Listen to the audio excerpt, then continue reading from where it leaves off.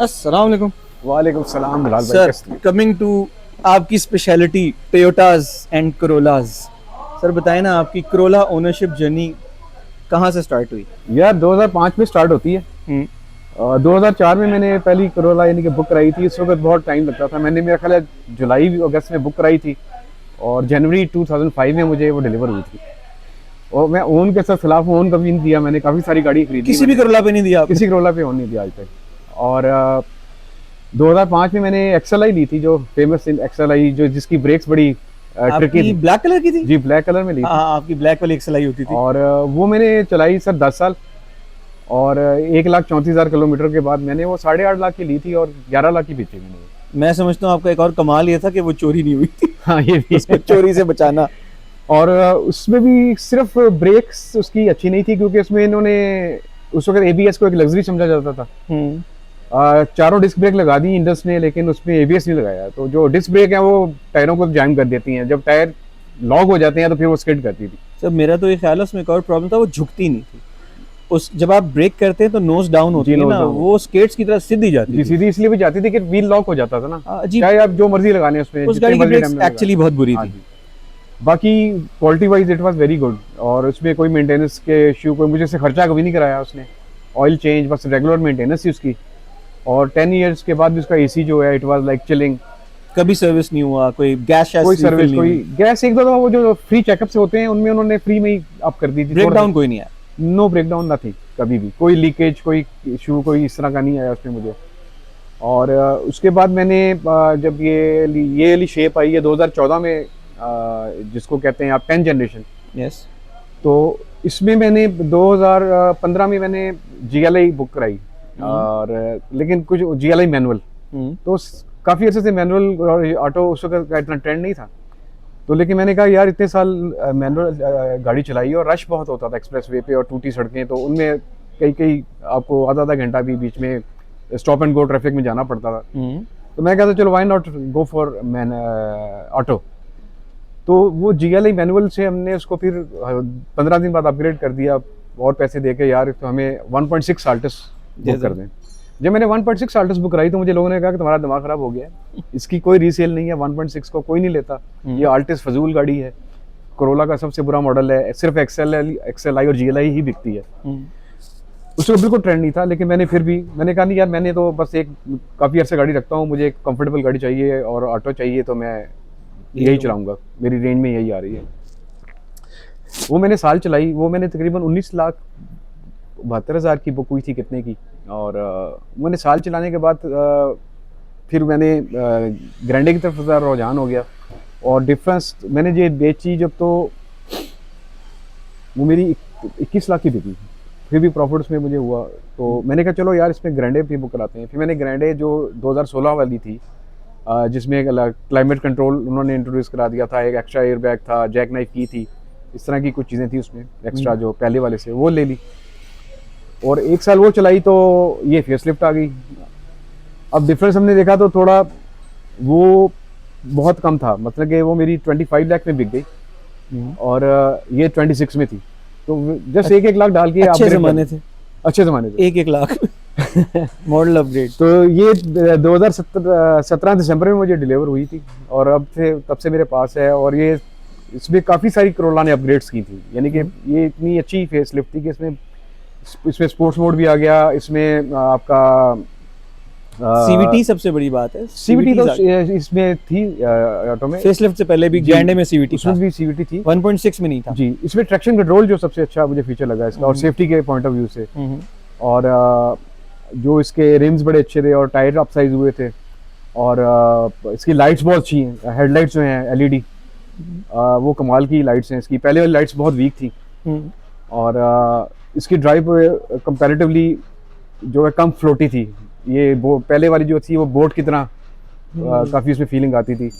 Civic owner फिर भी कहेगा कि ये झूलती है, लेकिन ये पुरानी करोला से कम झूलती थी। उससे कम झूलती है। मेरी फिर एक दफ़ा टोयोटा इंडस के इंजीनियर हैं, उन आए हुए थे उधर टोयोटा इस्लामाबाद पे, तो उनसे मेरी बड़ी तफसील से बात हुई। उन्होंने कहा जी हमने इसकी बहुत सारी चीज़ें जो हमने एडवर्टाइज की ही नहीं है। मसलन इसमें इसकी चेसिस में थोड़ी सी मॉडिफिकेशन की है उन्होंने, ग्रैंडे की ग्रैंडे की, नॉट दी अदर फेसलिफ्ट नहीं, इसमें फेसलिफ्ट में इन्होंने इसको थोड़ा सा कहते हैं कि इसका एक्सटेंड किया है उन्होंने कुछ उसमें, और स्ट्रेंथनिंग की है, और इसकी सस्पेंशन के जो कुछ हैं पार्ट्स उनको भी उन्होंने कंट्रोल बेहतर है जी, और इसकी हाइट भी जो है थोड़ी सी उन्होंने कम की थी। ग्राउंड क्लियरेंस जो है उसकी वजह से इसमें स्टेबिलिटी उससे पहले वाली से बहुत बेहतर है। और मैं तो इससे बहुत खुश हूँ क्योंकि इसने एक तो बहुत कंफर्टेबल राइड है, दूसरा है कि सिर्फ इसको आप टाइम पे इसके जो फ्लूइड्स वगैरह चेंज करते रहें तो ये गाड़ी आपको कुछ भी नहीं कहती, ना खड़ा करती है ना तंग करती है। फ्यूल एवरेज बहुत अच्छी है। इस वाली गाड़ी की ओनरशिप कितने साल की होगी आपकी? ये देख लें आप दिसंबर 2017 और अब आ गया आपका 26, तो ऑलमोस्ट अगले साल डेकेड 9 हो साल, जाएगा। हाँ अगले साल 10 डेकेड साल हो जाएगा जी, 9 साल हो गए इसको, और 97,000 किलोमीटर चला लिए मैंने। कोई मेजर मेंटेनेंस जो आज तक करनी पड़ी हो?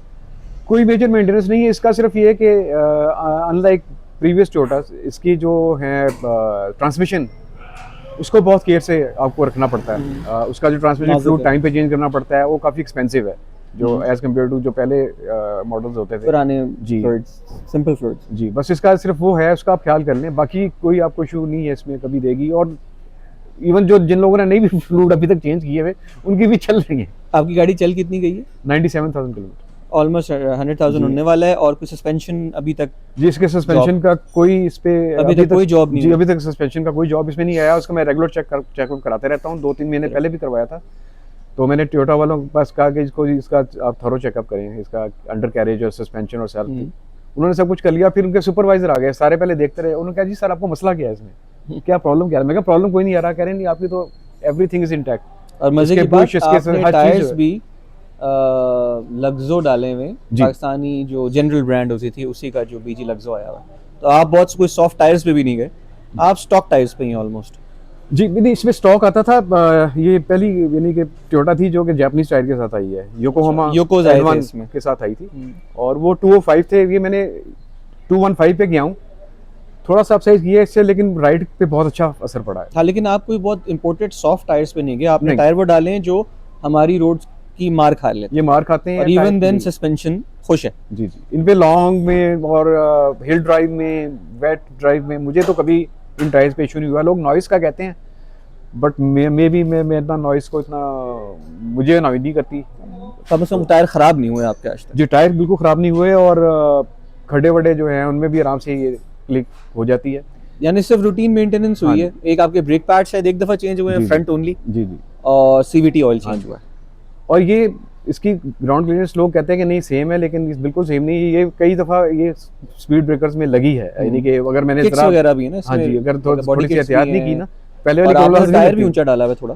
जी, टायर थोड़ा सा इसको, वैसे मैं तो ये रेकमेंड करूंगा जो मेरे दोस्त अगर टायर चेंज करना चाह रहे हैं तो वो 215 पे जाएं। 205 को दोबारा सेम साइज ना डालें। ये थोड़ा सा अपसाइज करने से एक तो ओवर नहीं होता है, विद इन रेंज रहता है, और प्लस हमारी रोड के हिसाब से, और plus they will feel more grip इसमें ना, और कॉर्नरिंग और ये बेहतर हो जाती है। हाँ, एक पर्सनल बेट है। कुछ लोग शायद 205 में प्रीमियम रबर डालेंगे तो उनको भी वो अपनी उसमें फायदा हासिल हो जाएगा। सही, खुश हैं आप टोयोटा की अभी तक की ओनरशिप से? I am very happy. और अब 1 लाख रुपए डाल के नहीं अब मॉडल अपग्रेड होता? अब नहीं होता, आप देखें ना अब कहाँ, ये 26 लाख की थी, अब ऑन रोड ग्रैंडे कितने की पड़ रही है? अब 85 तक आपको पड़ेगी, 8.5 मिलियन। तो इट्स अ ह्यूज डिफरेंस। और 2 गाड़ियां बेचनी पड़ेंगी।